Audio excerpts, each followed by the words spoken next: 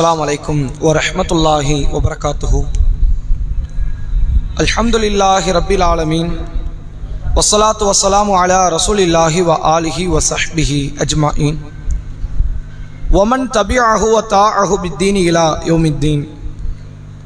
ஃபகத் قال الله تعالى في القرآن العظيم والفرقان المجيد يا أيها الذين آمنوا اتقوا الله حق تقاته ولا تموتن إلا وأنتم مسلمون. கண்ணியத்திற்கும் பெருமதிப்பிற்கும் உரிய எல்லாம் வல்ல அல்லாஹுவின் நல்லடியார்களே, அல்லாஹுடைய பேரருளால் வாரந்தோறும் வெள்ளிக்கிழமை மக்ரிப் தொழுகையை தொடர்ந்து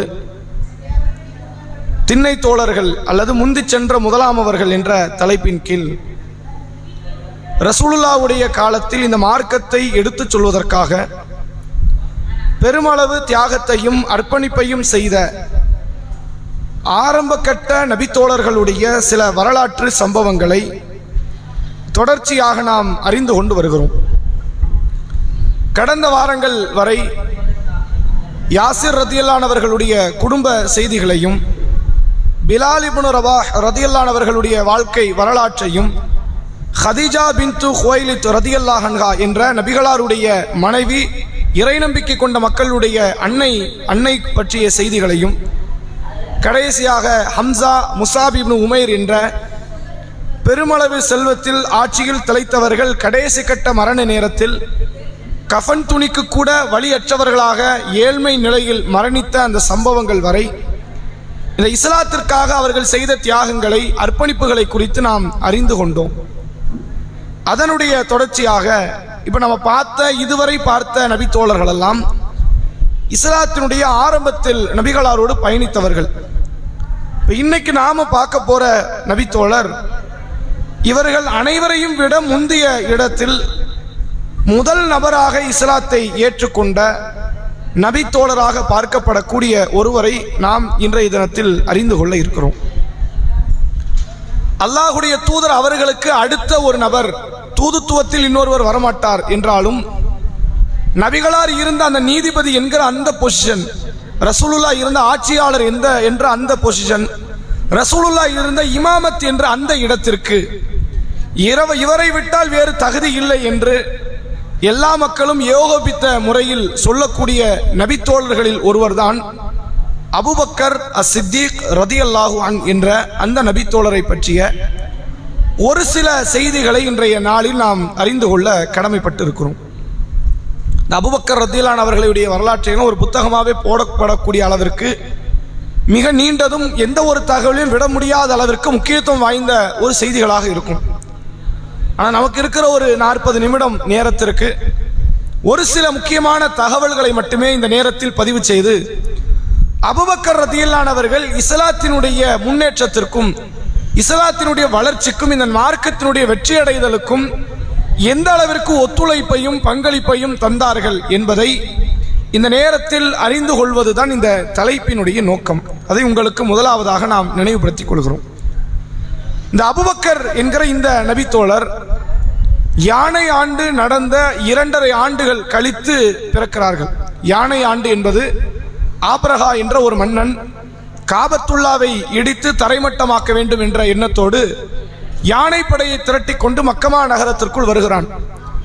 அப்ப அல்லாஹ் ரப்புல் ஆலமீன் திருக்குரானில் பேசுகிறான், அலம் தர கைஃப ஃபஅல ரப்புக பி அஸ்ஹாபில் ஃபீல். யானை படையை உமது இறைவன் என்ன செய்தான் என்று நபியே நீங்கள் அறிந்தீரா, உங்களுக்கு தெரியுமான்னு அல்லாஹ் கேட்கிறான். அவர்களுடைய முயற்சி அல்லாஹ் வீணாக்கி கூட்டம் கூட்டமாக பறவைகளை அல்லாஹ் அனுப்பி சுடப்பட்ட கற்களை அவர்கள் மீது எரிய வைத்து அவர்களை மெல்லப்பட்ட வைக்கோலை போன்று அல்லாஹ் ஆக்கி அந்த கூட்டத்தை அல்லாஹ் அழித்தான். இது நபிகளார் பிறப்பதற்கு முன்பு நடந்தது. நபிகளார் பிறந்த ஆண்டில் நடந்தது. இந்த சம்பவம் நடக்கிறது, ரசூலா பிறக்கிறதும் ஒரே வருஷம். ஆனா இது முதல்ல நடக்குது, பிறகு நபிகளார் பிறக்கிறார்கள். இதுல இருந்து 2.5 ஆண்டு இந்த ஃபீல் என்று ஆரம்பிக்கக்கூடிய யானை சம்பவத்தில் இருந்து 2.5 ஆண்டு காலம் கழித்து பிறக்கக்கூடியவர் தான் அபூபக்கர் அஸ்-சித்தீக் ரதியல்லாஹு அவர்கள்.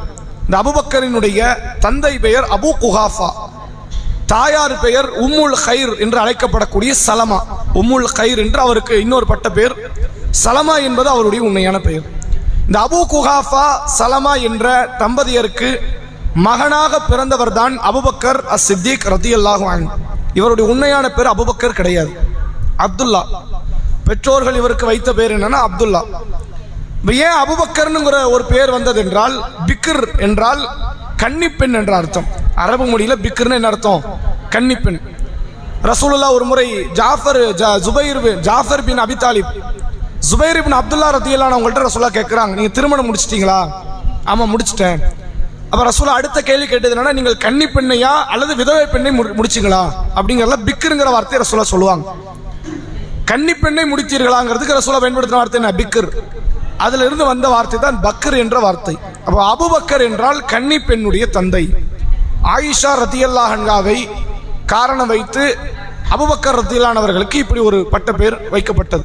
எல்லாருக்குமே கன்னி பெண் தந்தை, எல்லாருக்குமே பெண் பிள்ளைன்னு பிறந்த அந்த பிள்ளை கன்னி பெண் ஆகும்போது கன்னி பெண்ணின் தந்தை என்று வந்தாலும் ஆயிஷாவை மகத்துவப்படுத்தும் கூடிய விதத்தில் அபூபக்கர் ரதியல்லாஹு அவர்களுக்கு இப்படிப்பட்ட ஒரு பட்ட பேர் வைக்கப்பட்டது.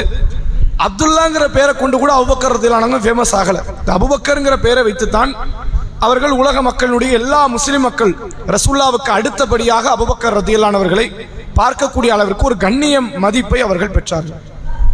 இந்த அபூபக்கர் ரதியல்லாஹு அவர்களுக்கு 4 மனைவிமார்கள். அந்த 4 மனைவிமார்களுடைய பெயர்கள் என்று எடுத்துக்கொண்டால், கதீலா என்ற பெயருடைய முதல் மனைவி. இந்த கதீலாவுக்கு பிறந்தவர் தான் அஸ்மா ரதியல்லாஹு அன்ஹா. ரசூலுல்லாஹ்வுடைய, அதாவது அபூபக்கர் ரதியல்லாஹு அவங்களுடைய மூத்த மகள் அஸ்மா. இந்த அஸ்மா ஜுபைர் ரதியல்லாஹு அவங்களை திருமணம் முடிக்கிறாங்க. அப்துல்லான்னு ஒரு பிள்ளையை பெற்றெடுத்தாங்க. அதெல்லாம் நிறைய சம்பவங்கள் கேள்விப்பட்டிருக்கோம். இந்த அஸ்மாவை பெற்றெடுத்த தாயார் கதீலா. இரண்டாவது பெண் யாருன்னா உம்மு ரூமான் என்று அழைக்கப்படக்கூடிய ஆயிஷா ரதியல்லாஹு அன்ஹாவுடைய தாயார். ஆயிஷா ரதியல்லாஹு அன்ஹாவை பெற்றெடுத்தது இந்த தாய் தான், உம்மு ரூமான் ரதியல்லாஹு அன்ஹா. மூன்றாவதாக அஸ்மா என்ற பெயர், தம் மகளுக்கு மூத்த மகளுக்கு என்ன பேர் வச்சாங்களோ அதே பேரிலேயே மூன்றாவதாக அபூபக்கர் ரதியல்லாஹு அவங்களுக்கு ஒரு மனைவியும் இருந்தாங்க. இந்த அஸ்மா வேற யாரும் கிடையாது, ஜாஃபர் பின் அபி தாலிப், ரசூலுல்லாஹ்வுடைய அபு தாலிப் ரதியல்லாஹு அவர்கள் அபு தாலிபினுடைய மூத்த மகனாக இருந்து மோத்தா போர்க்களத்தில் கொல்லப்பட்ட அந்த ஜாஃபரினுடைய மனைவி தான் அஸ்மா. அவர் மரணித்த பிறகு அஸ்மாவை அபூபக்கர் ரதியல்லாஹு அவர்கள் 3வது திருமணமாக செய்து கொள்கிறார்கள். 4வதாக ஹபீபா என்ற பெண்ணை திருமணம் முடிக்கிறாங்க. மொத்தம் 4 மனைவி. அதுல கதீலா என்று அழைக்கப்படக்கூடிய பெண் அறியாமை காலத்திலேயே அவங்க வாழ்ந்தாங்க. அவங்க இஸ்லாத்தை ஏற்றாங்களா இல்லையாங்கிறது கூட ஒரு போதிய அளவிற்கு சான்றுகள் கிடையாது. ஆனா கடைசி கட்ட வரைக்கும் அவங்க இஸ்லாத்தை ஏத்துக்கலைங்கிறதுக்கு தான் சான்று இருக்கு. ஒரு முறை அஸ்மா ரதியல்லாஹு அன்ஹா வந்து கேட்பாங்க, அல்லாஹ்வுடைய தூதரே, என் தாயார் மக்கால இருந்து என்னை பார்க்க வந்திருக்கிறாங்க, நான் போய் அவங்களோட உறவு பேணலாமா, அனுமதி இருக்குதா? தாராளமா போய் பேணுங்க. அவங்களோட உறவு பேணுறதுல எந்த தப்பு கிடையாது, அவங்களோட நல்ல முறையில் நீங்க இருக்கணும். கொள்கையில தான் நமக்குள்ள பிளவை தவிர உறவுல எந்த பிளவும் கிடையாது, போய் சேர்ந்து இருங்க அப்படின்னு ரசூலுல்லாஹ் அஸ்மா ரதியல்லாஹு அன்ஹாவுக்கு அறிவுரை சொல்லி கொடுத்தாங்க. அந்த கதீலா கடைசி வரை இஸ்லாத்தை ஏற்றாங்களா இல்லையாங்கிறதுக்கு ஆதாரம் இல்லை. ஆனால் இந்த அஸ்மா போய் சந்திக்கிற வரை அவங்க இஸ்லாத்தில் இல்லை. அதனால தான் அபூபக்கர் ரதியல்லாஹு அன்ஹு ஆரம்பத்தில் அவங்களை விவாகரத்து செய்தார் என்ற செய்தி பார்க்க முடியுது. மற்ற 3 மனைவிமார்கள் யாரெல்லாம்? உம்மு ரூமான், அஸ்மா, ஹபீபா என்ற இந்த 3 பெயர். இவர்கள் கடைசி வரை இஸ்லாத்தில் இருந்து இஸ்லாத்தில் மரணித்தவர்கள் என்பதை பார்க்க முடியுது. இந்த அபூபக்கர் ரதியல்லாஹு அவர்களுக்கு மொத்தம் 6 பிள்ளைகள். 3 ஆண் பிள்ளை, 3 பெண் பிள்ளை. 6 பேருமே இஸ்லாத்தை ஏற்றுக்கிட்டாங்க. யாரெல்லாம் அந்த 3 ஆண் பிள்ளை என்றால், அப்துல்லா, அப்துர் ரஹ்மான், முகமதுங்கிறவர் கடைசியா ஹஜ்ஜி இவர் போகும்போது தான் குழந்தையை பிறக்குது. 3 பெண் பிள்ளைகள் ஆயிஷா, அஸ்மா, உம்மு குல்சும். ரசூலுல்லாஹ்வுக்கு ஒரு மகள் பேர் உண்டு. அபூபக்கர் ரதியல்லாஹு அவங்களுடைய மகள் பேர் ஒரு மகளின் பெயர் உம்மு குல்சும். 3 பொம்பளை பிள்ளை, 3 பசங்க. இதுல 3 பசங்களை அப்துர் ரஹ்மான் என்பவர் ஆரம்பத்தில் காஃபிரா இருந்தார். தந்தைக்கு எதிராக யுத்தமெல்லாம் கண்டார் பத்ர் யுத்தத்தில். அப்போ அபூபக்கர் ரதியல்லாஹு அவங்க தெளிவா சொல்லிட்டாங்க, என் சொத்துல இருந்து என் மகனுக்கு எந்த பங்கு நான் கொடுக்கறதா இல்லைன்னு. ஒரு காலம் கழிஞ்சு அவர் இஸ்லாத்துக்கு வந்துட்டார். அப்போ அல்லாஹ் வசனத்தை இறக்கி உங்கள் மகனுக்கு நீங்க சொத்துல பங்கு கொடுக்கணும் அப்படிங்கிறத அல்லாஹ் சொல்லக்கூடிய செய்தியும் பார்க்க முடியுது. அப்ப 6 பிள்ளைகள் இஸ்லாத்தில் வந்து விட்டார்கள். இதை தவிர்த்து அபூபக்கர் ரதியல்லாஹு அவர்கள் ஏனைய நபித்தோழர்களை விட்டெல்லாம் தனித்த ஒரு சிறப்பு அல்லாஹ் கொடுத்திருக்கிறான். இந்த சிறப்பு அபூபக்கர் ரதியல்லாஹு அவங்களுக்கு மட்டும்தான் கிடைச்சது. இந்த பாக்கியம், கொடுப்பனை வேற யாருக்கும் கிடைக்கல. அப்படிங்கிற ஒரு கொடுப்பனை என்னன்னு கேட்டா, 4 தலைமுறையும் சேர்ந்து நபிக்கு நண்பர்களாக இருந்திருக்கிறாங்க. அது அபூபக்கர் ரதியல்லாஹு குடும்பத்தில் நடந்துச்சு.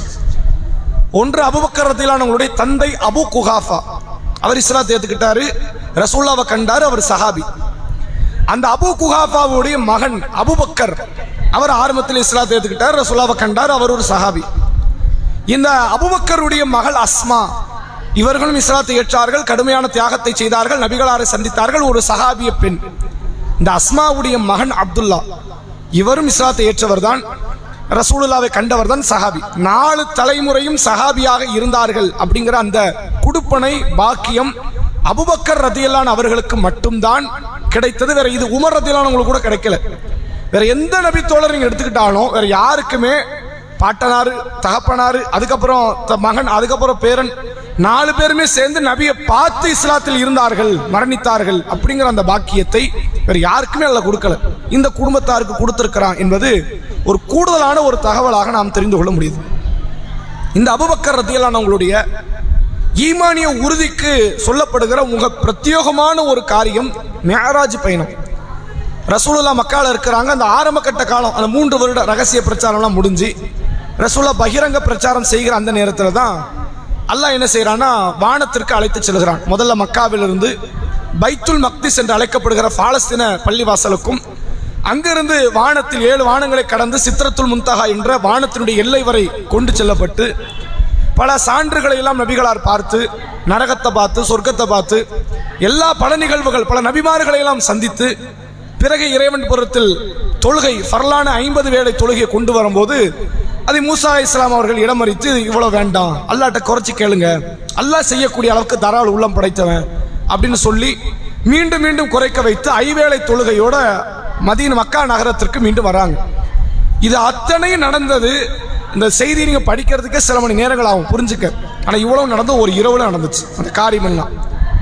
அல்லாஹ் நினைச்சா அவனுக்கெல்லாம் முடியாத ஒரு காரியம் கிடையாது. அவனை பொறுத்தவரை இந்த வானவர்கள் அல்லாஹ் கிட்ட மேலே ஏறி போறாங்களே, அதை பத்தியே மார்க்குன்னு சொல்லுது. நம்ம பக்கத்தில் இந்த வலது பக்கம் இடது பக்கம் இருப்பதை போன்று இந்த நன்மை தீமைகளை காலை மாலை ஷிஃப்ட் மாற்றி அல்லாஹ் கிட்ட செய்திகளை கொண்டு போய் சேர்ப்பாங்களாம். காலையில் இருக்கக்கூடிய வானவர்கள் ஃபஜர்ல இருந்து அசர் வரை இருப்பார்கள். அந்த அசர்ல முடிச்ச உடனே அவங்க என்ன பண்ணிடுவாங்க, நேராக அல்லாஹ் கிட்ட போவாங்க. அவங்க சொல்லுவாங்க, யா அல்லாஹ், தொழக்கூடிய அடியானாக உன் அடியான நான் சந்திச்சேன், தொழுதுகிட்டு இருக்கும் போதே பார்த்தோம், தொழுதுகிட்டு இருக்கும்போது பிரிஞ்சு வந்தோம். அசர் டைம்ல இன்னொரு குரூப் வரும், நம்ம பக்கத்துல இருக்கும். அசரை நாம் தொழுது விட்டோம் என்றால் அசர்ல இருந்து இஷா ஃபஜர் வரை இருக்கும் அந்த வானவர்கள். அவங்க திரும்பி அல்லாஹ் கிட்ட போவாங்க. அல்லாஹ்ட்ட என்ன சொல்லுவாங்களா, யா அல்லாஹ், நான் தொழுகிற நிலையிலே உன் அடியானை பார்த்தேன், தொழுகிற நிலையிலே உன் அடியானை விட்டு வந்தேன். இந்த ஃபர்லான ஃபஜர் மற்றும் அசரை தொழுகிறோமே ஆனால் அது அல்லாஹ் கிட்ட ஒவ்வொரு நாளும் அந்த காரியம் சமர்ப்பிக்கப்படும். மார்க்கம் சொல்லுது. வானவர்கள் போயிட்டு வராங்க. காலையில் ஒரு ரவுண்டு போறாங்க, மத்தியானம் ஒரு சாயங்காலம் ஒரு ரவுண்டு போறாங்கன்னு பக்கத்தில் இருக்குதா, பக்கத்து ஊராது. அந்த தொலை தூரத்தை பற்றி அல்லாஹ் திருக்குறான்ல சொல்றான், நீங்கள் கணக்கிடுவதை போன்று அல்லாஹ் 1000 வருடத்துக்கு நிகரான ஒரு நாள் அது. அந்த 1000 வருடத்துக்கு நிகரான ஒரு காரியத்தை அவர்கள் ஒரு நாளில் கடந்து விடுவார்கள். அப்ப எவ்வளவு பிரம்மாண்டமான தொலை தூரம் பாருங்க. நம்ம 1000 வருஷம் போறத அவங்க ஒரு நாள்ல போயிருவாங்களா மாணவர்கள். அப்ப ஒரு இரவுல அங்க பயணம் முடிஞ்சிருக்குன்னா சாதாரண தொலை தூரம் கிடையாது. பிரம்மாண்டமான ஒரு தொலை தூரத்தை அல்லாஹ்வுடைய தூதர் அவர்கள் கடந்து அதை முடித்து அதே இரவிலேயே வந்து சேர்ந்து விட்டார்கள். மறுநாள் காலை பொழுது ரசூலுல்லாஹ் தான் மிஅராஜ் சென்று வந்த அந்த தகவலை, ஏன்னா எந்த வகை செய்தி வந்தாலும் வெளியே எடுத்து சொல்லிடணும், மறைக்க முடியாது. மறைப்பதற்கு நபிமார்களுக்கு அனுமதி கிடையாது, அருகதை கிடையாது. அப்ப எடுத்து சொல்றாங்க. எடுத்து சொல்லும் போது என்ன ஆகுதுன்னா, இஸ்லாத்தை அப்போது ஏற்றிருந்த, ரகசிய பிரச்சாரத்தின் வாயிலாக ஏற்றிருந்த ஒரு சாரார் இஸ்லாத்துட்டு வெளியே போயிட்டாங்க. அது எப்படி முடியும்? நைட்டுக்குள்ள ஊரை தாண்ட முடியுமா? பைத்துல் மக்திஸ் போயிட்டு வரங்கிறீங்க, அது எவ்வளவு மாசம் ஆகும் தெரியுமா அந்த இடத்துக்கு போக? அப்ப அது சாத்தியம் கிடையாது. நாங்கள் ஏதோ நபிகள் நாயகம் ஒரு நல்ல கருத்தை சொல்றாரு நினைச்சு உள்ள வந்தா பொய்யால சொல்றாரு அப்படின்னு சொல்லி ஒரு கூட்டம் இஸ்லாத்தை விட்டு வெளியே போயிடுச்சு. அப்படி இருக்கிற நேரத்தில் இந்த தகவல் யாருக்கு போகுது அப்படின்னா, சில காஃபிர்களால் அபூபக்கர் ரலியல்லாஹு அன்ஹுவுக்கு இந்த தகவலை கொண்டு வந்து சேர்க்கிறாங்க. அபூபக்கர் ரலியல்லாஹு அன்ஹு இந்த சபையில இல்ல. ரசூலுல்லாஹ் மிஅராஜ் போனது அபூபக்கருக்கு தெரியாது, ரசூலுல்லாஹ்வுக்கு நைட்டு தான் தெரியும். திடீர்னு வானவர் ஜிப்ரீல் அலைஹிஸ்ஸலாம் வராங்க, நெஞ்சை பிளக்கிறார்கள், ஜம்சம் தண்ணீரால் நெஞ்சை கழுவி தங்கத்தட்டுல ஈமானையும் அறிவையும் உள்ளே நிரப்பி திடீர்னு இரவுல கூட்டு வந்த விட்ட காரியம். அபூபக்கருக்கு இந்த தகவல் தெரியாது. அப்ப அபூபக்கர் ரலியல்லாஹு அன்ஹு அவங்களை சந்தித்து சில காஃபிர்கள் தாவா பண்றாங்க. உலக வரலாற்றிலேயே காஃபிர் மார்க்க செய்தி கொண்டு போய் ஒரு முஸ்லீம் கொண்டு போய் சேர்த்திருக்கான இந்த இடம் தான் முதல்ல. அவன் போய் சொல்றான் அபூபக்கர்ட்ட, என்ன அபூபக்கரே, உங்கள் தோழர் முகமது சொல்ற செய்தி உங்களுக்கு தெரியுமா? என்ன சொல்றாரு? இரவில் நான் மிஅராஜ் பயணம், மிஅராஜ்னா உருஜ், மேல உயர்த்தப்படுவது, நான் மேல வானத்துக்கு போயிட்டு வந்தேங்கிறாரு, பைத்துல் மக்திஸ் போயிட்டு வந்தேங்கிறாரு. அப்படி அவர் தான் சொன்னாரா? அவருக்கு தெரியல. அவர் தான் சொன்னாரா? ஆமா, அவர் தான் சொன்னாரு.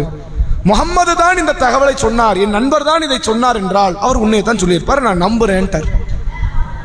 போய் கேட்கலாம் இல்ல ரசூலாட்ட, அவர் சொன்னாருங்கிறது உண்மைன்னா அவர் உண்மையை தான் சொல்லுவார், அவர் போய் சொல்ல மாட்டார். இதை சொன்ன உடனே அந்த காஃபிர் மறுபடியும் கேட்கிறான், இதெல்லாம் நீ நம்புறியாப்பா, அது வானத்துக்கு போனாருங்கிறது நம்ப முடியுதா உன்னால? அவ அபூபக்கர் ரலியல்லாஹு அன்ஹு ஒரு லாஜிக்கா ஒரு கேள்வி கேட்கிறாங்க, வானத்திலிருந்து செய்தி வருதுங்கிறதே நான் நம்புறேன், அங்க இருந்து தகவல் வருதுங்கிறத நம்புறேனா இல்லையா? ஒவ்வொரு நாள் காலையும் மாலையும் அல்லாஹ்வுடைய தூதரை வானத்திலிருந்து செய்திகள் வந்து அணுகுகிறது என்பதை நம்பக்கூடியனா, அங்கிருந்து தகவல் வர்றதுக்கு பதிலாக இப்ப இன்னைக்கு இங்க இருந்து அவர் அங்க போயிருக்கிறார், அவ்வளவுதானே? என் நம்பிக்கையில் எந்த மாற்றமும் கிடையாது, அது உண்மைதான் என்று சொல்லி அபூபக்கர் ரலியல்லாஹு அன்ஹு அவர்கள் ஆரம்பத்தில் தான் எப்படிப்பட்ட ஈமானி உறுதியோடு வாழ்ந்தேன் என்பதை இந்த ஒரு சம்பவத்தின் வாயிலாக நம்மால் புரிந்து கொள்ள முடியும். இந்த ஈமான்ல உறுதிங்கிறது இருக்குல்ல, அதுக்கெல்லாம் பேர் போன நபித்தோழர்னா முதல்ல அபூபக்கரை தான் நம்ம சொல்லி ஆகணும். இன்னைக்கு வந்து இஸ்லாமிய சாம்ராஜ்யம் வளர்ந்துருச்சு, ஏறத்தாழ 200 கோடி மக்கள். எந்த நாட்டுக்குள்ள போனாலும் எந்த பகுதிக்குள்ள போனாலும் பாங்கு சத்தத்தையும் கேட்கலாம். உலகம் முழுக்க பல்லாயிரக்கணக்கான பல லட்சக்கணக்கான பள்ளிவாசல்கள் முழு உலகத்தில் இருக்கு. அப்படிப்பட்ட நிலையில இஸ்லாமியருடைய கை ஓரளவு ஓங்கி நிற்கக்கூடிய இந்த சூழ்நிலையில கூட ஈமானிய உறுதி நம்மகிட்ட இருக்குதான்னு கேட்டா குறைவுதான். அல்லாஹ் சொன்ன வார்த்தைகளை நம்ம நம்புவோமா? அதை கரெக்டா நம்பிக்கிட்டு இருக்கிறோமா? அவன் சொன்ன வாக்குறுதி அவன் கண்டிப்பாக நிறைவேற்றுவான் என்ற உளப்பூர்வமான நம்பிக்கை நம்மகிட்ட இருக்குதா அப்படின்னு கேட்டா, இவ்வளவு பெரிய சாம்ராஜ்யம் வளர்ந்து அல்லாஹ் சொன்ன வாக்குறுதியெல்லாம் நிறைவேறுது, அவன் தூதர் சொன்ன வாக்குறுதியெல்லாம் நிறைவேறுது. ஆனா இந்த நேரத்தில் கூட நம்ம கொஞ்சம் கொஞ்சம் அப்பப்போ சலனம் வரும். உண்மையா இருக்குமா இந்த மார்க்கம்? நம்ம சத்திய மார்க்கத்தான் இருக்கிறோமா? மறுமையில இருக்குமா? நம்ம தேவையில்லாம நம்பிக்கிட்டு இருக்கோமா? பைத்தியகாரத்தனமா? இந்த சிந்தனை அப்பப்போ உள்ளத்துல வரும், ஷைத்தான் போடுவான். நம்ம அதை களைந்து அதை தூக்கி எறிந்து அவுது பில்லாஹி மினஷ் ஷைத்தானிர் சொல்லி நம்ம நவுண்டு போய்கிட்டு இருக்கிறோம். இது நம்ம நிலைமை. ஆனா 200 கோடி மக்கள் இஸ்லாத்தை கடைபிடித்து இஸ்லாம் எல்லா கேள்விகளுக்கும் பதிலளிக்கும் என்ற அறிவார்ந்த மார்க்கம் என்பது உணர்ந்த பிறகு இப்படி சந்தேகம் வருதுன்னா, இது எதுவுமே இல்லாத காலம் எது? ரசூலுல்லாஹ் மார்க்கத்தை சொல்லும்போது அப்போ வர்ற உறுதி இருக்குல்ல, வாய்ப்பே கிடையாது. அந்த நேரத்தில் ஒருத்தர் ஈமானி உறுதியோடு நின்றாருன்னா அது அபூபக்கர் ரலியல்லாஹு அன்ஹு அவர்களை தவிர இன்னொருவர் அந்த இடத்துல கிடையாதுங்கிறத நம்ம சொல்லணும். யாருமே பக்கபலம் கிடையாது. இப்ப பக்கபலம் இருக்குல்ல, அங்கே ஊப்பியில யாராவது முஸ்லீம் அடிக்கப்பட்டால் இன்னொரு பகுதியிலிருந்து முஸ்லீம் கேட்பான், இந்தியாவில் யாராவது முஸ்லீம் அடிக்கப்பட்டால் வெளிநாட்டில் உள்ள ஒரு முஸ்லீம் கேட்கிறான், வெளிநாட்டில் ஒரு முஸ்லீம் அடிக்கப்பட்டால் இந்தியாவில் உள்ளவன் கேட்கிறான். எங்கேயாவது ஒரு அடி விழுந்தா குறைஞ்சபட்ச வாயை திறக்கவாது செய்யறான். ரசூலுல்லாஹ்வுடைய மார்க்கத்தை அன்றைக்கு ஏற்றுக்கொண்டால் அங்கு கேட்பதற்கு நாதி கிடையாது. அந்த நாளில் அந்த நேரத்தில் இஸ்லாத்தை முதலில் கலிமாவை மொழிந்து இஸ்லாத்தை ஏற்றுக்கொண்டார் என்றால் அது அபூபக்கர் ரலியல்லாஹு அன்ஹு அவர்கள். அது சாதாரண ஒரு காரியம் கிடையாது. அந்த நேரத்தில் அப்படி உறுதியோடு இருக்க முடியாது. இதனால என்னென்ன பிரச்சனைகள்லாம் வருதுங்கிறத யூகித்து அந்த கொள்கையில கடைபிடிக்க முடியாது. நான் சமுதாயத்தில் எவ்வளவு பெரிய பணக்காரன், எவ்வளவு பெரிய செல்வ செழிப்பு உள்ளவன், நான் இந்த கொள்கையை ஏற்றுக்கொண்டு அடிபடணுமா என்று சொல்லி நிராகரித்திருக்கலாம். அன்றைக்கு அபூஜஹல் அப்படித்தான் நிராகரிச்சான், அபூ லஹப் அப்படித்தான் நிராகரிச்சான். ஆனால் இந்த அபூபக்கர் நிராகரிக்க மாட்டேன்ட்டார். இது அல்லாஹ் தந்த அருள். அதான் அல்லாஹ் சொல்லுகிறான், ஸாலிக ஃபதுலுல்லாஹ், இது அல்லாஹ்வுடைய அருள். யுக்தீஹி மை யஷா, எல்லாத்துக்கும் இது கிடைக்காது, நாடியவருக்கு கிடைக்கும். யாரை எங்க கொண்டு வந்து வைக்கணுங்கிறது அல்லாஹ்க்கு தெரியும். அபூபக்கர் ரலியல்லாஹு அன்ஹு அவங்களுடைய உள்ளத்தை மேன்மேலும் அல்லாஹ் உறுதிப்படுத்தலாம். ஒரு முறை மதீனாவில் ரசூலுல்லாஹ் மெம்பர்ல இன்னும் ஒரு பயன் பண்றாங்க. ஜும்மா கிடையாது, ஜும்மா அல்லாத பயன் கூட சில நேரத்தில் ரசூலுல்லாஹ் மெம்பர்ல ஏறி பயன் பண்ணுவாங்க. அப்படி பண்ணும்பொழுது நபிகளார் மக்களை திரட்டி வைத்து சஹாபாக்கள் முன்னாடி ரசூலுல்லாஹ் பேசுறாங்க. அபூபக்கர் ரலியல்லாஹு அன்ஹு குறிப்பிட்டு, அபூபக்கர் இருக்கிறாரு, இவர் எனக்கு பொருளாலும் உள்ள உறுதியாலும் எனக்கு ஆரம்பத்தில் உதவி செய்தவர் இந்த அபூபக்கர். அவர் யாரும் எனக்கு அப்ப நிக்கல, கூட நிக்கல, பக்கபலமா நிக்கல. ஹதீஜா நின்றாரு, அவர் அபூபக்கருக்கு முன்னாடி ஈமான் கொண்டார் என்றால் ஹதீஜா வெளியே நின்று வந்து குரல் கொடுக்க முடியாது, அது பெண் தானே. பெண்ணால என்ன செஞ்சிட முடியும்? வீட்டுக்குள்ள வந்து ஆறுதல் கொடுக்க முடியும், வெளியே நின்று கத்த முடியாது, சத்தம் போட முடியாது. எனக்கு அபூபக்கர் நின்னார். அன்றைக்கு முதலில் பொருளாதாரத்தால் என்னை அரவணைத்தவர் இந்த அபூபக்கர், ஈமானிய உறுதியால் என்னை அரவணைத்தவர் இந்த அபூபக்கர். இதை சொன்ன உடனே அபூபக்கர் ரலியல்லாஹு அன்ஹு கண்ணில் இருந்து கண்ணீர் வடியுது. வடிந்த நிலையில சொல்றாங்க, அல்லாஹ்வுடைய தூதர் இதெல்லாம் வெளியே சொல்லணுமான்னு கேட்கிறார். இதெல்லாம் வெளியே சொல்லணுமா? இதெல்லாம் அல்லாஹ்வுக்காக நடந்துருச்சு, நடத்திட்டோம், அது அல்லாஹ் கிட்ட கூலி எதிர்பார்க்கத்தானே, இது சொல்லப்பட வேண்டியதா என்று சொல்லி அந்த நேரத்தில் கூட தனக்கு கிடைக்கிற அந்த உலக ரீதியான கிரெடிட்ஸ், அந்த மரியாதை, அந்த கண்ணியத்தை நிராகரிக்கிற இடத்தில் இந்த அபூபக்கர் ரலியல்லாஹு அன்ஹு அவர்கள் இருந்தார்கள் என்பதை பார்க்க முடியும். ரசூலுல்லாஹ்வுக்கும் அபூபக்கருக்கும் மத்தியில் இருக்கிற அந்த நேசம் இருக்குல்ல, அந்த நேச பிணைப்பு, அதெல்லாம் வார்த்தைகளை சொல்ல முடியாது. அப்படிப்பட்ட ஒரு நட்பாக வாழ்ந்தார்கள். ரசூலுல்லாஹ் கிட்ட கேட்கிறாங்க ஒரு முறை நபித்தோழர்கள், அல்லாஹ்வுடைய தூதரே, உலகத்துல கரண்ட்ல வாழ்ந்துகிட்டு இருக்கிறதுல உங்களுக்கு அதிக நேசத்திற்குரியவர் யார்? இந்த ஆயிஷா நாங்கள் சொல்லுவோம். கரண்ட்ல வாழ்றதுல எனக்கு யார் ரொம்ப பிடிக்கும்? ஆயிஷாவை. ஆண்கள்ல உங்களுக்கு யாரை பிடிக்கும்? அந்த ஆயிஷாவினுடைய தந்தை அபூபக்கர். முதல்ல எனக்கு அவங்கள தான் பிடிக்கும். இந்த அபூபக்கர் ரசூலுல்லாஹ்வுடைய ரத்த பந்தம் கிடையாது, ஆயிஷா ரசூலுல்லாஹ்க்கு ரத்த பந்தம் கிடையாது. அந்த கொள்கையும் அந்த கொள்கைக்காக அவர்கள் கூட நின்று அந்த ஒத்துழைப்பும் இருக்குதுல்ல, அது மற்றவர்களுடைய தியாகத்தை எல்லாம் தூக்கி சாப்பிடுற அளவுக்கு அவங்களுடைய தியாகம். ஆயிஷாவுடைய தியாகம் சும்மா சொல்ல முடியும்? வேற ஒருவர் திருமணம் முடித்தால் நல்ல முறையாக வாழலாம் என்ற வாய்ப்பை அல்லாஹ் தந்த பிறகும் கூட, நான் நபியினுடைய மனைவியாக இருந்து சமீபத்தில் நான் விதவையானாலும் சரி, நான் அந்த வாழ்க்கை வாழ தயார்னு சொல்லி நிக்கிறது இருக்குல்ல, அது அதுக்கெல்லாம் ஒரு போதுமான அளவுக்கு மனதைரியம் உலகத்தில் எந்த பெண்ணுக்கும் அவ்வளவு கிடைக்காது. ஆயிஷாவுக்கு கிடைச்சது. நபியின் மனைவியாக இருப்பேன், நபி நாளைக்கே மூத்தானாலும் நான் விதவை, சாகிற வரை நான் விதவை. எனக்கு 50 வயசு ஆகலாம், 80 வயசு ஆகலாம், நான் அப்படித்தான் இருக்கணும். 18 வயதில் விதவையான ஆயிஷா 56 வயதை கடக்கிற வரை விதவை என்கிற பெயரோடு வாழ்ந்து, தனிமையில் வாழ்ந்து, குழந்தை இல்லாமல் வாழ்ந்து தன் வாழ்க்கையை கடக்கிறார்கள், கழிக்கிறார்கள்னா ஆயிஷா ரசூலுல்லாஹ்வுடைய மனைவிமார்கள் ஒருத்தங்க.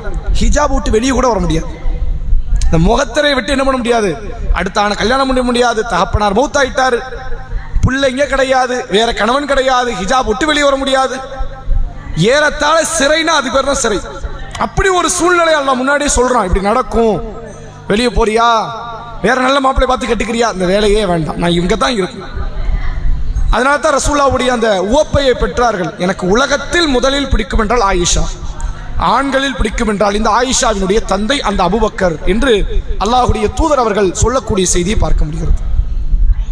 இந்த அபூபக்கர் ரதியல்லாஹு அவர்கள் ரசூலுல்லாஹ் பல நேரத்தில் நினைச்சு பார்க்கறாங்க. அபூபக்கர் ரதியல்லாஹு ஒவ்வொரு நேரமும் சொல்றாங்க.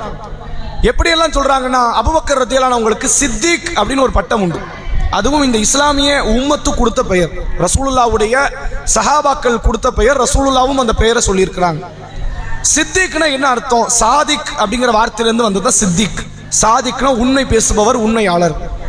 அதனுடைய எக்ஸ்ட்ரா ஒரு எவர்ஷன் வார்த்தை தான் சித்திக். உண்மையில் உண்மை, மகத்தான ஒரு பேர் உண்மையாளர் என்பதற்கு, உண்மைப்படுத்தக்கூடியவர் என்பதற்கு சொல்லப்படுகிற வார்த்தை சித்திக்.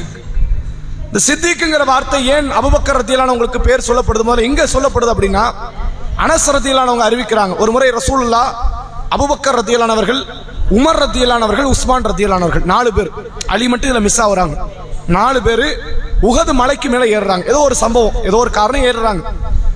அந்த உஹது மலை ஆட்டம் காணுது. ஒரு நேரம் ஒரு நிலநடுக்கத்தை போன்று அந்த உஹது மலை அசையுது. அப்ப அல்லாஹ்வுடைய தூதர் அவர்கள் சொன்னார்கள், உஹதை நீ அசையாதே. உஹது மலையை பார்த்து பேசுறாங்க. இப்ப நாமெல்லாம் உயிரற்ற ஒரு பொருளை பத்தி பார்த்து பேசுறோம் அப்படின்னா அது பேசக்கூடாத, இஸ்லாம் நமக்கு தடுத்த காரியம். உயிரற்ற பொருளை பத்தி நம்ம பேசக்கூடாது. அப்ப நபிமார்கள் பேசுவாங்களா? அல்லாஹ் பேச சொல்றான், அவ்வளவுதான் விஷயம். நபிமார்கள் சில நேரங்கள்ல உயிரற்ற பொருளை பற்றி அவர்கள் அந்த பொருளிடத்தில் பேசுகிறார்கள் என்றால் அல்லாஹ் அந்த செய்தியை அந்த பொருள் கிட்ட கொண்டு வந்து சேர்ப்பான், தகவலை. அப்ப உஹது மலையை பார்த்து நபிகளார் சொன்னார்கள், உஹது மலையை நீ அசையாதே, உன் மீது ஒரு நபியும் ஒரு சித்திக்கும் 2 சுஹதாவும் இருக்கிறார்கள் அப்படின்னாங்க.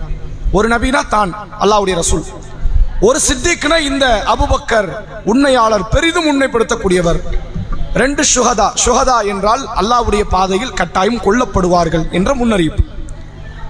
இந்த உமரும் இந்த உஸ்மானும் கொல்லப்படுவாங்க. ரசூலுல்லாஹ் வாழும் போதே, திடகாத்திரம் இருக்கும் போதே சொல்றாங்க, உமர் கொல்லப்பட்டு தான் மௌத்தாவார். அவருக்கு வேற வழியெல்லாம் அந்த நோய் வந்துச்சு, விபத்தாயிட்டாரு, ஏதோ ஃபுட் பாய்சன் ஆயிடுச்சு, காய்ச்சல் வந்து மௌத். இந்த வழியெல்லாம் உமருக்கு வராது மௌத், ரசூலுல்லாஹ் டிக்ளேர் பண்றாங்க. உஸ்மானுக்கு அப்படிதாங்கிறாங்க. ரசூலுல்லாஹ் மௌத்தாகி 12 வருஷம் கழிச்சு உமர் ரலியல்லாஹு அன்ஹு குத்தப்பட்டு கொல்லப்படுறாங்க. உமர் மௌத்தாகி 13 வருஷம் கழிச்சு, அப்ப ரசூலுல்லாஹ் மௌத் வந்து எவ்வளவு ஆச்சு? 25 வருஷம். ரசூலுல்லாஹ் மௌத் வந்து 25 வருஷம் கழிச்சு உஸ்மான் ரலியல்லாஹு அன்ஹு அவர்கள் சில கலகக்காரர்களால், ஹவாரிஜிகளால் வெட்டப்பட்டு கொலை செய்யப்படுகிறார்கள். ரசூலுல்லாஹ்வுடைய முன்னறிவிப்பு. முன்னாடியே சொல்றாங்க, அந்த 2 பேர் கண்டிப்பா கொல்லப்பட்டு தான் உயிர் போகுமே தவிர இயற்கை மரணம் இவங்களுக்கு வராதுன்ட்டாங்க. அப்ப அந்த செய்தியை நம்ம பார்க்க முடியுத செய்தி என்ன? ரசூலுல்லாஹ்வே சொல்றாங்க, அபூபக்கர் சித்திக், இவர் சித்திக் தான், இவர் பெரிதும் உண்மைப்படுத்தக்கூடியவர் தான் என்பதை சொல்லக்கூடியதை பார்க்க முடிகிறது. இந்த அபூபக்கருடைய வாழ்க்கையில இன்னொரு முக்கியமான ஒரு தருணம் என்னன்னா, யாருக்கும் பயப்பட மாட்டாங்க. தான் எடுத்த அந்த முடிவு இருக்குதுல்ல, அந்த முடிவு சரியா தவறா என்றுதான் பார்ப்பாரே தவிர, சரி என்று தெரிந்தால் முழு உலகமே எதிர்த்து நின்றாலும் அந்த காரியத்தை ஒரு காலத்தில் விட்டு கொடுக்காத ஒரு இடம் கொண்டவர் இந்த அபூபக்கர் ரலியல்லாஹு அன்ஹு. அப்படி ஒரு தருணம் வரலாற்றில் பதிவு செய்யப்பட்ட ஒரு செய்தி. நான் முன்னாடியே சொன்னேன், முதல் மகன் இஸ்லாத்தை ஃபர்ஸ்ட் ஏத்துக்கல. சில போர்க்களம்லாம் கடந்த பிறகுதான் இஸ்லாத்தை ஏற்றுக்கொள்கிறார். அந்த அப்துல் ரஹ்மான், அபூபக்கர் ரதியல்லாஹு அவர்களுடைய மூத்த மகன் அப்துல் ரஹ்மான் ஒரு முறை அபூபக்கரை இஸ்லாத்தை ஏற்ற பிறகு அவர் சந்தித்து பேசுகிறார். தந்தையே, பத்ர் காலத்தில் நான் உங்களை பார்த்தேன். எந்த காலத்தில்? பத்ர் காலத்தில் நான் உங்களை பார்த்தேன். தந்தையாச்சே நான் விட்டுட்டேன் அப்படிங்கிறார். நான் உன்னை பார்க்கல, பார்த்துருந்தா மகனாச்சே நான் விட்டுருக்க மாட்டேங்கிறார். இது அவங்களுடைய உறுதிங்கிறது. நீ என்ன தந்தைன்னு பரிதாபப்படுற, உனக்கு கொள்கையா தந்தையான தந்தை உனக்கு முக்கியமா தெரிஞ்சாரு. எனக்கு அப்படி கிடையாது. கொள்கையா மகனான் எனக்கு கொள்கை தான் முக்கியம். நான் உன்னை பார்க்கல, நல்லதா போச்சு, நீ தப்பிச்சிட்ட. நான் உன்னை பார்த்திருந்தோம்னா உன்னை வெட்டி எரிஞ்சிருப்பேன். இது வரலாற்றில் பதிவு செய்யப்பட்ட ஒரு தகவலாக இருக்கிறது. இவருடைய உறுதித்தன்மையை உணர்த்துவதற்கு புகாரியில் பதிவு செய்யப்பட்ட ஒரு ஆதாரபூர்வமான ஒரு நபிமொழி. இந்த அபூபக்கர் ரலியல்லாஹு ஆரம்பத்தில் மக்காவில் இஸ்லாத்தை ஏற்று பல காரியங்கள், பல நன்மைக்குரிய காரியத்தை செஞ்சாங்க. அதில் முக்கியமான ஒரு நன்மை என்னன்னு கேட்டால் பிலால் ரலியல்லாஹு விடுதலை செஞ்சது. அதனால தான் உமர் ரலியல்லாஹு சொல்றாங்க அபூபக்கரை பார்த்து, சையதுனா எங்கள் தலைவர் அபூபக்கரே. யாரு? உமர் ரலியல்லாஹு சொல்றாங்க எங்கள் தலைவர் அபூபக்கர். ஏன் தலைவர் அபூபக்கர்? எங்கள் தலைவர் பிலாலை விடுதலை செய்த எங்கள் தலைவர் அபூபக்கர்ங்கிறாங்க. உமர் எல்லா நேரத்திலுமே தனது தகுதியை மட்டப்படுத்தி பேசக்கூடியவர். ஆனா அதனால என்னன்னா இவர் மட்டமானவர், மற்றவர்கள் மட்டும் அப்படிங்கிறதெல்லாம் கிடையாது. எல்லாருக்குமே எல்லாம் ஒவ்வொரு வகையிலும் அந்தஸ்தை உயர்த்தி இருக்கிறான். உமர் ரலியல்லாஹு பெருந்தன்மையாக சொல்கிறார்கள், எங்கள் தலைவர் அபூபக்கர், அவர் எங்களுடைய இன்னொரு தலைவரான இந்த பிலாலை விடுதலை செய்தார் என்று. அவர் மக்காவில் வாழ்ந்த காலத்தில் ஏராளமான நன்மைகளை செய்திருக்கிறார்கள். அப்படிப்பட்ட நேரம் இந்த அபூபக்கர் ரலியல்லாஹு மன நெருக்கடிக்கு ஆளாக்கப்படுறாங்க. நம்மளை நிம்மதியா இருக்கே விட மாட்டேங்கிறான். நமக்கு தான் இஸ்லாம் தெரிஞ்சிருச்சு, உலகத்துல எங்க போனாலும் அல்லாஹ் மட்டும் வணங்கினா நமக்கு சொர்க்கம் கிடைச்சிருமே. எதுக்கு இந்த மக்கால இருக்கணும்? ரசூலுல்லாஹ்விடத்தில் அனுமதி பெறாமலேயே மக்காவை விட்டு வெளியேறுகிறார் இந்த அபூபக்கர். இதெல்லாம் ஹிஜ்ரத்துங்கிறது நடக்கிறதுக்கு முன்னாடி. எங்கேயாவது போய் இஸ்லாத்துக்கு இடைபிடிச்சுக்கும், ஒரு நேரம் வரும், வாய்ப்பு வரும், பிறகு ரசூலுல்லாஹ்வுடன் சேர்ந்து கொண்டு போயிட்டார். போகிற வழியில இப்னு தக்கீனா என்ற ஒரு காஃபிர் மனிதர் தடுக்கிறார். அவர் காஃபிர், அவர் தடுக்கிறார். அபூபக்கரை எங்க போறீங்க? இல்லப்பா உங்க ஊர் மக்கள் நம்மளை விரட்டிட்டாங்க, மக்காக்காரங்க நம்மள நிம்மதியா இருக்க விட மாட்டேங்கிறாங்க, நான் எங்கேயாவது போறேன்ப்பா இஸ்லாத்தை கடைபிடிச்சிட்டு, எனக்கு அல்லாஹ் வணங்க ஒரு இடம் கிடைக்காது, எங்கேயாவது போய்க்கிறேன். இப்னு தக்கீனா தடுக்கிறார். இல்லை அபூபக்கரே, உங்களை போன்ற நபர் இந்த மக்காவிலிருந்து வெளியே போக கூடாது. ஹதீஜா அம்மையார் ரசூலுல்லாஹ்வுக்கு முதல் வகி வரும்போது ஒரு வார்த்தை சொன்னாங்க, ஞாபகம் இருக்குதா? வல்லாஹி லா யுஹ்ஸீக அல்லாஹு அபதா. அல்லாஹ்வின் மீது ஆணையாக முஹம்மது அவர்களே, என் கணவரை உங்களை அல்லாஹ் ஒருபோதும் இழிவுபடுத்த மாட்டான். ஏன் இழிவுபடுத்த மாட்டான்? நீங்கள் விருந்தாளிகளுக்கு விருந்துபச்சாரம் செய்கிறீர்கள், வறியவர்களுடைய கஷ்டத்தை நீங்கள் ஏற்கிறீர்கள், உறவை இணைந்து வாழ்கிறீர்கள், அடுத்தவர்களுக்கு தானம் தர்மம் செய்கிறீர்கள், அடுத்தவர்களுக்கு என்றால் ஓடிச் செல்கிறீர்கள். இவ்வளவு நற்பண்பு இந்த மக்காலின் ஒருத்தர் கிடைக்குமா? இப்படி ஒரு பாக்கியம். அதை செய்த உங்களை அல்லாஹ் இழிவுபடுத்துவானா என்று ஹதீஜா அம்மையார் ரசூலுல்லாஹ்க்கு அந்த ஆறுதல் சொன்ன அந்த வார்த்தையை அப்படியே யாரை பார்த்து யார் சொல்றா? அபூபக்கர் ரலியல்லாஹு அவர்களை பார்த்து காஃபிரான இப்னு தக்கீனா சொல்கிறார், அபூபக்கரே, நீங்கள் இந்த மக்காவை விட்டு வெளியேறக்கூடாது. ஏன்? விருந்தாளிகளுக்கு உங்களை மாதிரி யாராவது விருந்து உபச்சாரம் செய்ய முடியுமா? கஷ்டப்படுறவனை காப்பாத்துறதுக்கு உங்களை விட்ட வேற யாராவது மக்கால இருக்கிறாங்க? உண்மை. அபூபக்கர் ரலியல்லாஹு அவர்கள் இஸ்லாத்தை ஏற்பதற்கு முன்பாகவும் தலை சிறந்த நற்குணவாதியாக இருந்தார் இந்த அபூபக்கர். அடுத்தவருக்கு ஒரு கஷ்டம்னா ஓடி போய் நிற்பாங்க. ஒரு பொருளாதார உதவியா இஸ்லாத்திற்கு முன்பும் செய்தார், இஸ்லாத்துக்கு பின்பும் செய்தார்.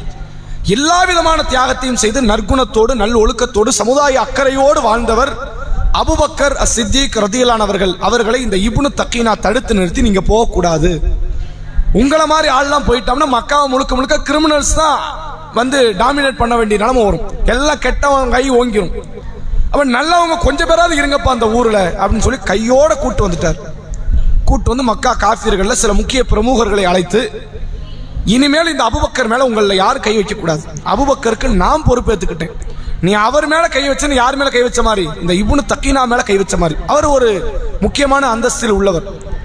அவன் அபூபக்கரை விட்டுருங்கப்பா, அவர் பாட்டுக்கு அவர் மார்க்கத்தை கடைபிடிப்பார், உங்களை டிஸ்டர்ப் பண்ண மாட்டார், நீங்களும் அவரை டிஸ்டர்ப் பண்ணக்கூடாது. இது ஒப்பந்தமாக பேசப்பட்டு மக்கா காஃபிரும் பாதுகாப்பு கொடுக்குற இடத்துக்கு வந்துட்டான். இப்போ அபூபக்கர் தொட வேண்டாம், இப்னு தக்கீனா சொல்லிட்டார்ல, நம்ம ஒரு வார்த்தைக்கு மதிப்பு கொடுக்கணும், நம்ம மற்றவனை போட்டு டிஸ்டர்ப் பண்ணுவோம், தொந்தரவு கொடுப்போம், இவரை விட்டுருவோம்னு விட்டுட்டாங்க. இந்த அபூபக்கர் ரலியல்லாஹு என்ன பண்றாங்கன்னா, வீட்டுக்குள்ள தொழுகை நடத்துறாங்க. வீட்டுக்கு முற்றத்துல தொழுகைக்குன்னு ஒரு சின்ன இடத்தை ஏற்பாடு செய்து அங்க தொழுகை நடத்துகிறார்கள். அதை பார்த்து காஃபிர்களுடைய மனைவிமார்கள், வீட்டு பெண்கள், குழந்தைகள், சிறுவர்கள், இளைஞர்கள் அபூபக்கர் ரலியல்லாஹு அவங்களுடைய நடவடிக்கையை பார்த்துட்டு என்ன பண்றாங்க? கொஞ்சம் கவரப்படுறாங்க, ஈர்க்கப்படுறாங்க. இஸ்லாம் அப்படித்தான். இந்த இஸ்லாத்தினுடைய உண்மைத்தன்மை மக்கள் மத்தியில் போதுன்னு வைங்க, முழு உலகமே இஸ்லாத்தை நோக்கி வரும். இவன் உண்மைத்தன்மை வெளியே தெரிய விடாம ஆக்குறான். அவன் பயங்கரவாதமா இருக்கும். இந்த முக்காடெல்லாம் பெண்கள் போட்டு எவ்வளவு கொடுமைப்படுத்தப்படுறாங்க தெரியுமா அப்படின்னு. இஸ்லாமிய பெண்களை விட சுதந்திரமான வேற பெண்கள் உலகத்துல கிடையாது. ஒரு சில கெட்ட கணவன்மார்களால், கெட்ட தகப்பன்மார்களால், கெட்ட ஆண்களால் வேணா கொடுமை நடத்தப்படலாம். அது எல்லா சமுதாயத்திலும் உண்டு. ஆனால் உண்மையில் முஸ்லிம் பெண்களை போன்று சுதந்திரமானவர்கள் முழு உலகத்தில் வேறு யாருமே கிடையாது. எந்த சமுதாய பெண்களும் கிடையாது. அவனுக்கு என்ன பார்க்கிறான்? முக்காடு போட்டிருக்கியே, பாதிப்பா இருக்குமே, நீ தானே குண்டு வைக்கிற, இஸ்லாம் இப்படிதான் போதிக்குதுன்னு சொல்ல ஒரு 4 விஷயத்தை முழுக்க முழுக்க அது 4 தான் ஓடிக்கிட்டே இருக்கும். இந்த 4 குற்றச்சாட்டை வச்சுட்டு உண்மைத்தன்மையை மக்கள் மத்தியில் போக விடாம ஒரு வருஷம் தடுத்துக்கிட்டு இருக்கிறான். அப்படி என்ன பண்றாங்க அப்படின்னு கேட்டா, இந்த அபூபக்கர் ரலியல்லாஹு மறுபடியும் சண்டைக்கு இழுக்கிற விதமா இப்னு தக்கினா கூப்பிட்டு இவருடைய நடவடிக்கை சரியில்லை, வீட்டுக்குள்ள இருந்து தொலை சொல்லுங்க. அவரை வெளியே வந்தாங்கன்னா எங்க வீட்டு பெண்கள்லாம் போயிடுவாங்க, எங்க வீட்டு இளைஞர்கள் போயிடுவாங்க, பசங்க போயிடுவாங்க, எங்களுக்கு அதை கட்டுப்படுத்த முடியாது, வீட்டுல உட்காந்து தொலை சொல்லுங்க. வீட்டிலிருந்து தொழுகிறார். அடுத்து கிராத் அபூபக்கர் ரலியல்லாஹு ஓத ஆரம்பிச்சிட்டாங்கன்னா அவரும் அழ ஆரம்பிப்பார், மற்றவங்களே அழ வைப்பார். அதெல்லாம் ஒரு சிலருக்கு மட்டுமல்ல கொடுக்கிற ஒரு பாக்கியம், பேரருள், அந்த குரல் வளம். அபூபக்கர் ரலியல்லாஹு அந்த திருக்குர்ஆனுடைய வசனங்களை ஓதுகிறார்கள். பெண்கள் தான் பக்கத்தில் இருக்கிற பெண்களுடைய காதல விழுந்து கண்ணீர் விட்டு அழுகுறாங்க. இன்னும் கொஞ்சம் தான் ஈமான் போய் சேர்றதுக்கு எவ்வளவுதான் இருக்குது, இன்னும் கொஞ்சம் தான் இருக்கு அப்படிங்கிற நிலையை தெரிஞ்சோன்னா மறுபடியும் சண்டை கடுமையாகுது. இந்த நபரால என்ன பிரச்சனை? நான் ஊரெல்லாம் மார்க்கத்தை தடுத்துக்கிட்டு இருக்கிறேன், என் குடும்பத்துக்குள்ள மார்க்கத்தை இந்த ஆளு உள்ள கொண்டு வராரு, சரியில்லை, விரட்டி விட்டுரு ஆளை. இப்னு தக்கினா வந்து பேசுகிறார் அபூபக்கர் ரலியல்லாஹு அன்ஹு. அபூபக்கரே, இது நல்ல நடைமுறை இல்லை, உங்களுக்கு நான் பாதுகாப்பு கொடுத்துருக்கிறேன், நான் சொல்றபடி கேட்கறதா இருந்தா கேளுங்க, இல்லைன்னா வெளியே போங்க.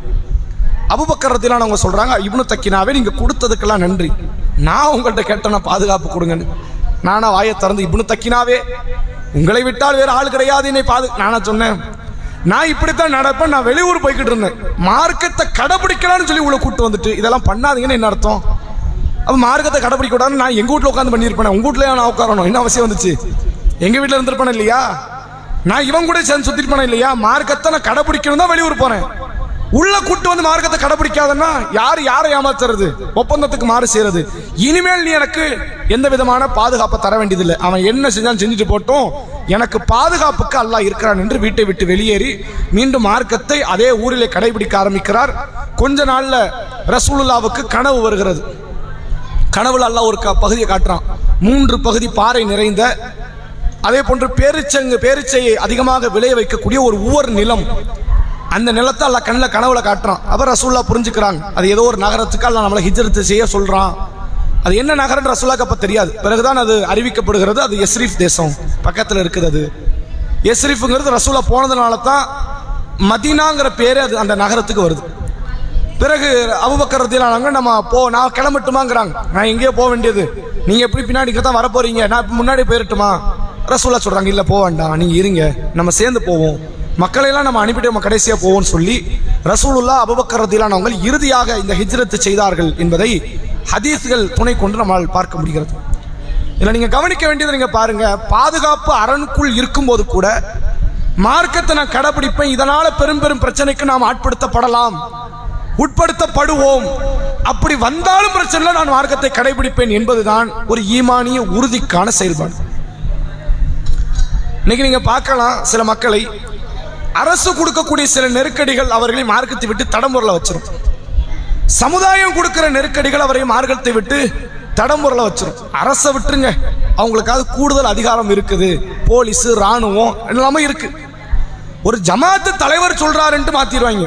சந்துக்கு தராம போயிட்டாருன்னு என்ன செய்ய, தஃப்தர் தராம போயிட்டார் என்ன செய்ய, நாளைக்கு மையவாடியில் அடக்க விடாமல் தடுத்து விட்டால் என்ன செய்ய அப்படின்னா, இது மாதிரியான சில அற்ப காரியங்களை காட்டி அவர்கள் பயமுறுத்தும் போது மார்க்கத்தை நாம கடைபிடிக்க வேண்டாம், அதை எடுத்து சொல்லவும் வேண்டாம், மார்க்கத்தை பரப்பவும் வேண்டாங்கிற ஒரு மனநிலையில சென்று விடுகிறார்கள் என்றால் அபூபக்கரிடத்தில் இருந்து ஒரு பெரும் பாடத்தை நாம கற்றுக்கொள்ளும்.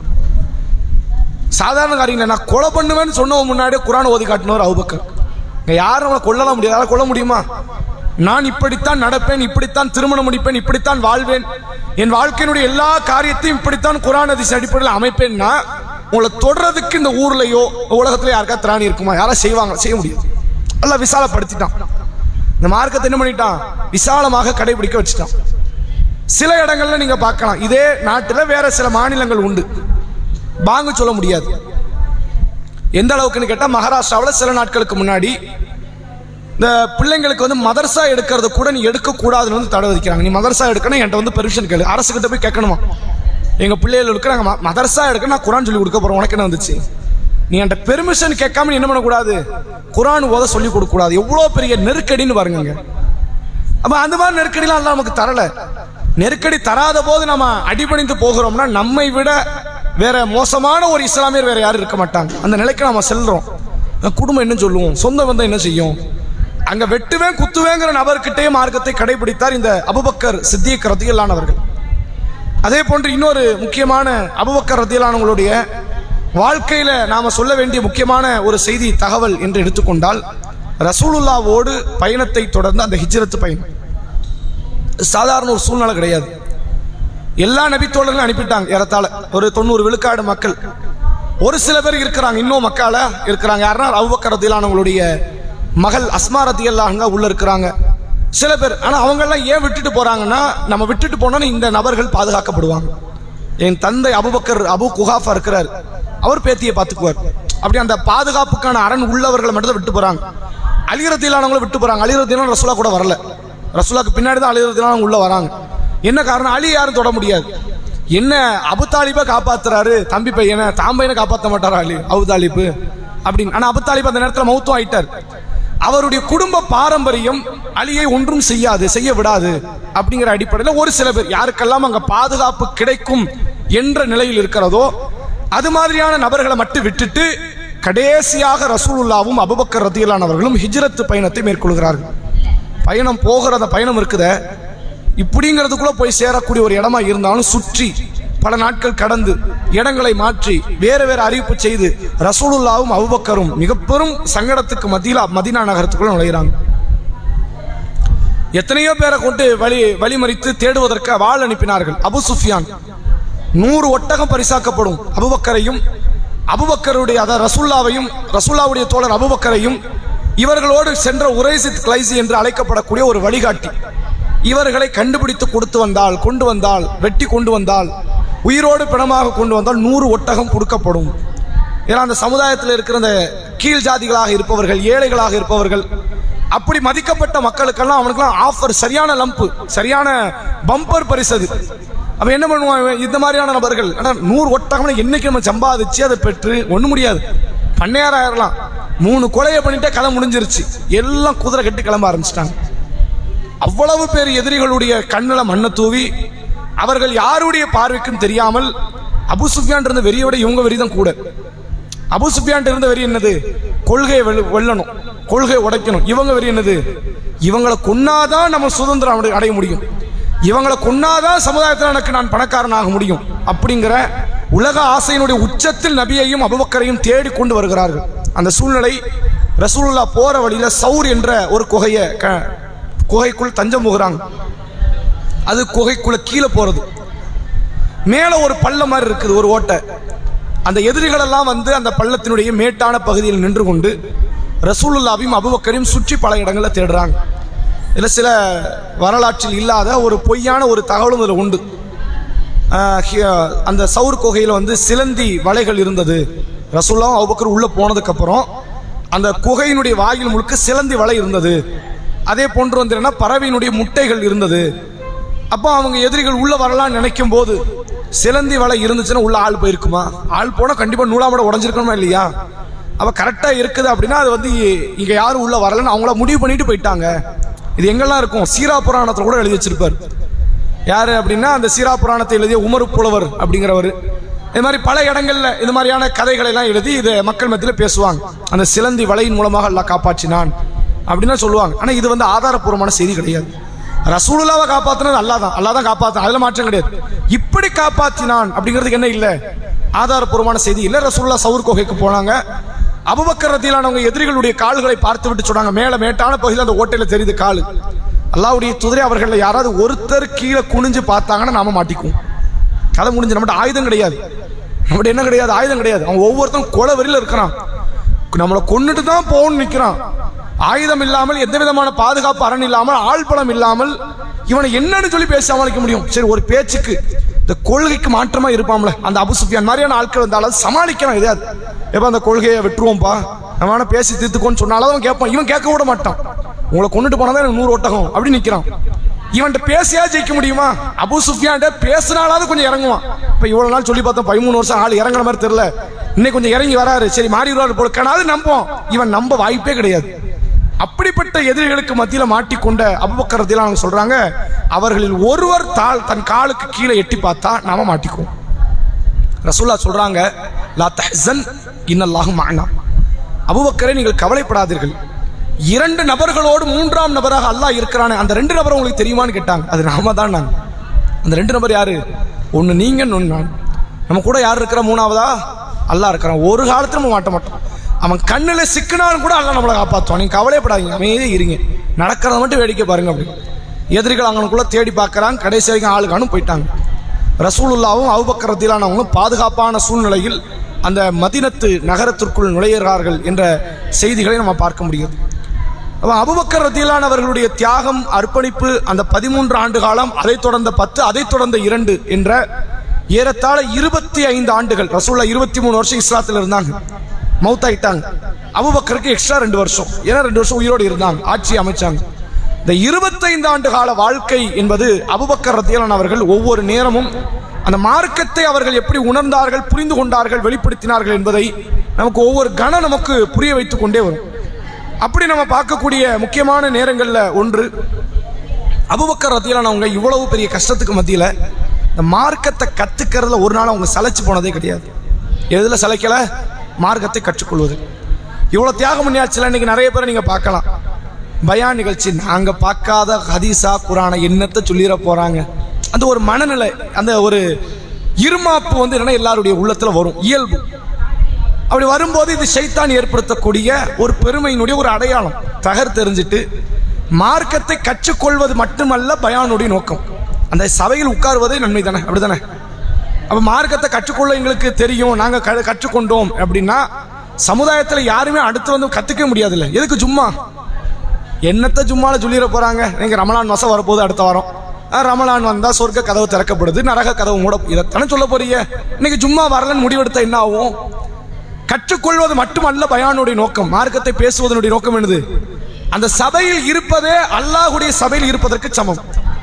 அதனால தான் ரசூலுல்லாஹ் சொன்னாங்க, ஒரு அடியான் தன் உள்ளத்துக்குள் அல்லாஹ்வை நினைத்தால், பெருமைப்படுத்தினால், அல்லாஹ் தன் உள்ளத்தில் அந்த அடியானை நினைவு கூறுகிறான். ஒரு சபையில் நீங்கள் அல்லாஹ்வை நீங்கள் பெருமைப்படுத்தினால், நினைவு கூர்ந்தால், அல்லாஹ் இந்த சபையை விட பெரும் கொண்ட கண்ணியம் பெற்ற அந்த மலக்குமார்கள் சபையில் என் அடியானை பார்த்தியா அப்படின்னு சொல்லி அல்லாஹ் கண்ணியப்படுத்துவோம். அப்போ பயானுடைய நோக்கம் என்ன? என் மார்க்கத்தை கேட்கிறான் பாரு, பேசுறாங்க பாரு மார்க்கத்தை என்று அல்லாஹ் அந்த அடியார்களுக்கு முன்னால், வானவர்களுக்கு முன்னால் நம்மை பெருமைப்பட பேசுவான். மார்க்கம் சொல்லுது. அப்ப இந்த மார்க்க கல்வி நம்ம சில நேரங்களில் நிராகரிச்சுட்டு போயிடுவோம், விட்டுருவோம், வேண்டாம் விட்டுருவோம் அப்படின்னு. அபூபக்கருடைய மார்க்க அறிவை பாருங்க, முழு உம்மத்தில் அபூபக்கர் ரலியல்லாஹு அவங்களுக்கு இருந்த மார்க்க அறிவை போன்று வேற யாருக்கும் கிடையாது. ஒரு முறை ரசூலுல்லாஹ் மெம்பர் படியில் ஏறி நின்று ஒரு தகவல் ஒன்று சொல்றாங்க. மக்களே, அல்லாஹ் வானவரை ஒரு அடியான் இடத்துல அனுப்பி வைத்தான். அனுப்பி வச்சுட்டு என்ன கேட்டிருக்கிறான்? அல்லாஹ், உங்களுக்கு உலகம் வேண்டுமா, அல்லாஹ் வேண்டுமா அப்படின்னு அல்லாஹ் ஒரு கேள்வியை கேட்கிறான். அதற்கு அந்த அடியார் என்ன சொல்றாருன்னா, எனக்கு அல்லாஹ் தான் வேண்டும் என்று சொன்னார். இதுல என்ன புரிஞ்சுது? சபை அப்படி அமைதியாக உட்காந்து கேட்டுக்கிட்டே இருக்காங்க. சரி, அடுத்த ரசூலுல்லாஹ் வேற ஏதாவது சொல்லுவாங்க அப்படின்னு. அபூபக்கர் ரலியல்லாஹு அவங்களுடைய கண் கலங்கி கண்ணீர் வடிஞ்சு அழ ஆரம்பிச்சிட்டாங்க.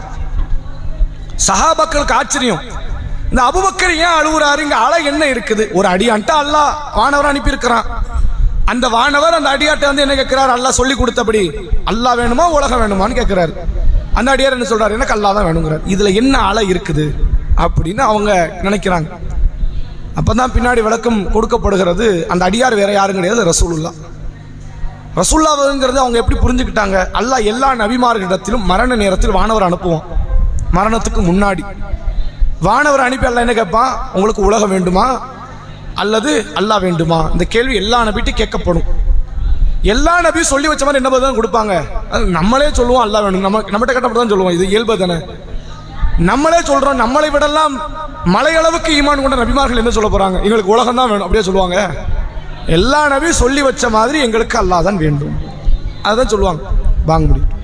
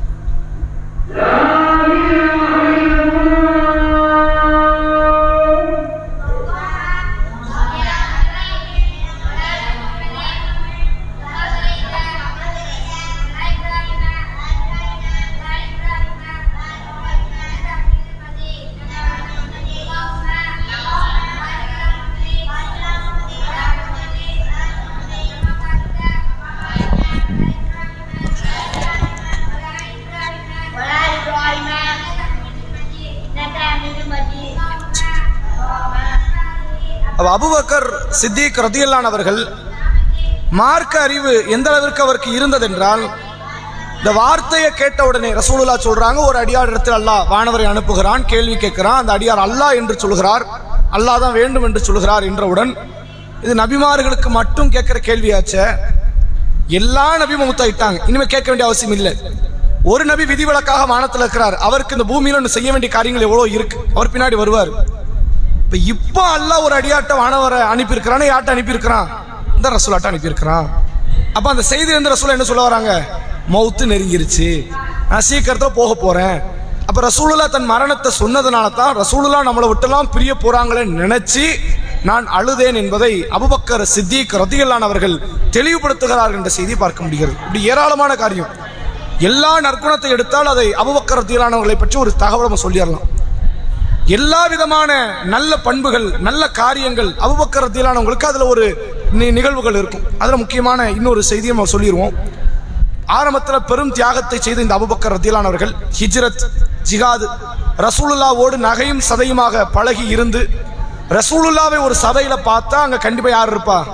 அபூபக்கர் ரதியல்லாஹு அன்ஹு இருப்பாங்க. அபூபக்கர் ரதியல்லாஹு அன்ஹு ஒரு சபையில இருந்தா அங்க கண்டிப்பாக ரசூலுல்லாஹ் இருப்பாங்க. இந்த அளவிற்கு மக்கள் மத்தியில் பரிச்சயமான ஒரு நபித்தோழர் இந்த அபூபக்கர்.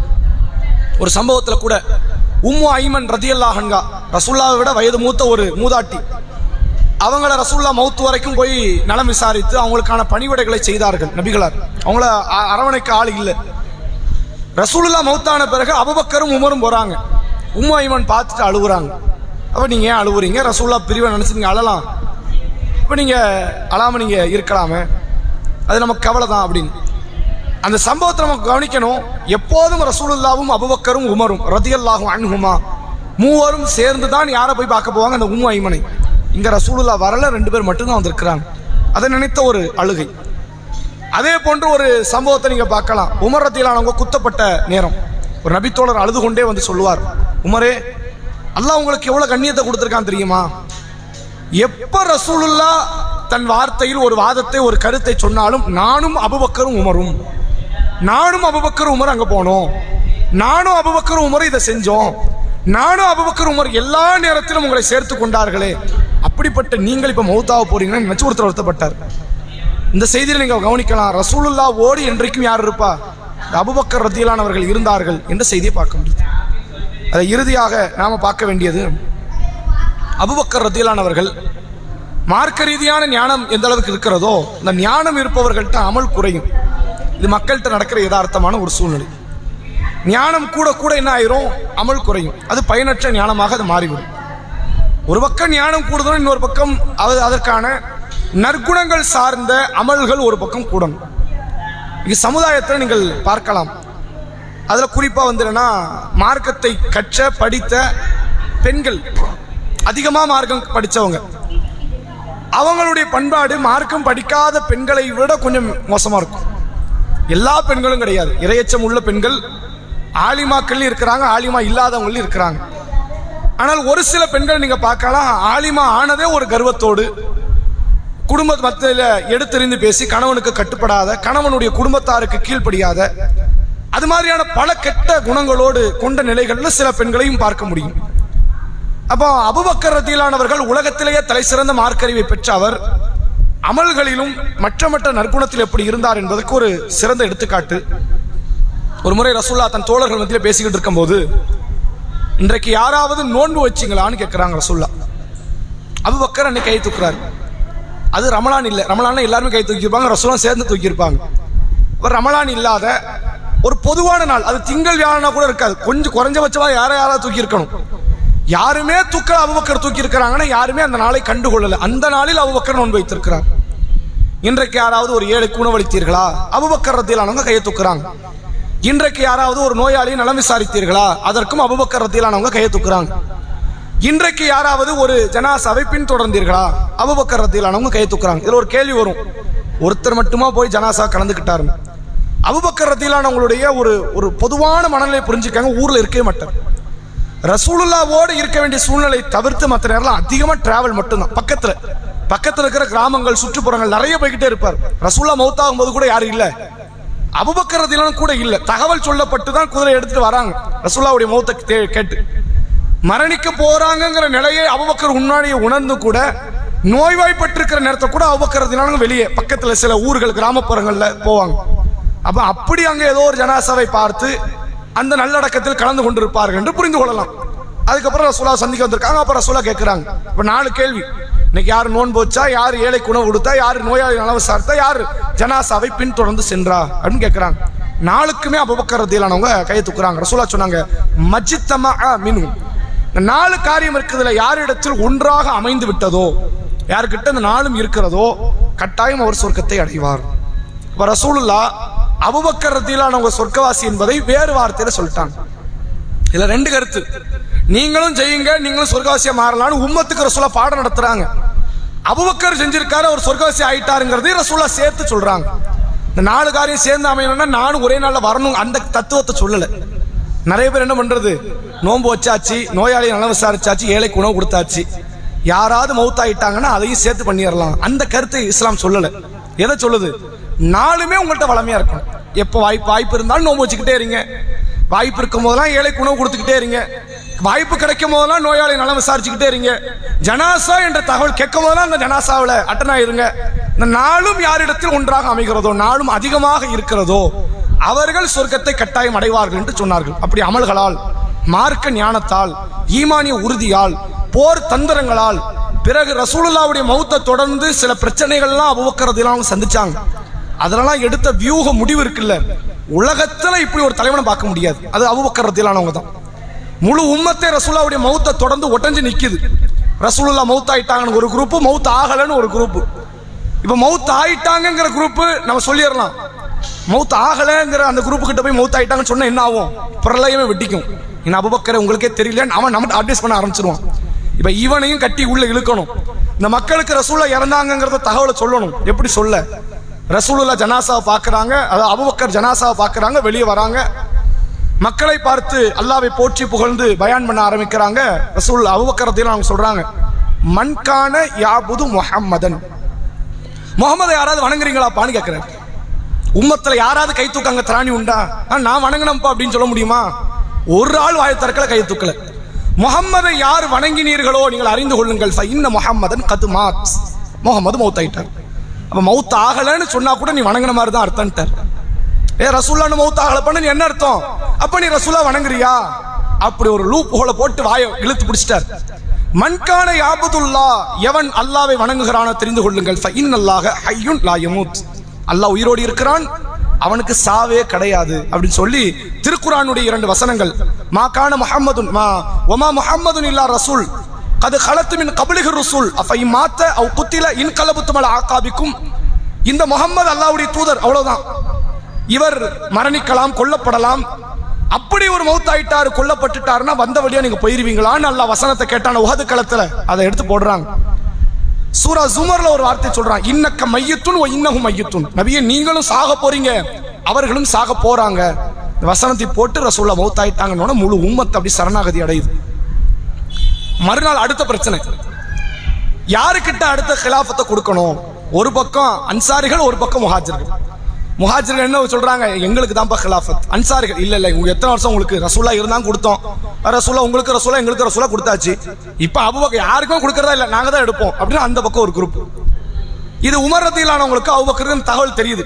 கேட்டுட்டு இந்த பிரச்சனை எப்படி சமாளிக்கன்னு தெரியல. உமர் ரலியல்லாஹு சொல்றாங்க, நான் இதுக்கு ப்ரிப்பேர் பண்ணிட்டு வந்தேன் அப்படிங்கிறாரு. பயானுக்கு என்ன பண்ண மக்கள்கிட்ட பேச என்னென்ன வார்த்தையை பேசலாம், எப்படி பேசலாம், ப்ரிப்பேர் பண்ணிட்டு வந்தேன். முஹாஜிர்களுக்குள்ளே சில சண்டை, எனக்கு தான் வேணும் உனக்கு தான் வேணும்னு ஆச்சு. தகராறு. அலி ரதியல்லாஹு அவர்கள் தலைமையில் அப்பாஸ் ரதியல்லாஹு அவங்களோட சேர்ந்து ஒரு கூட்டம்.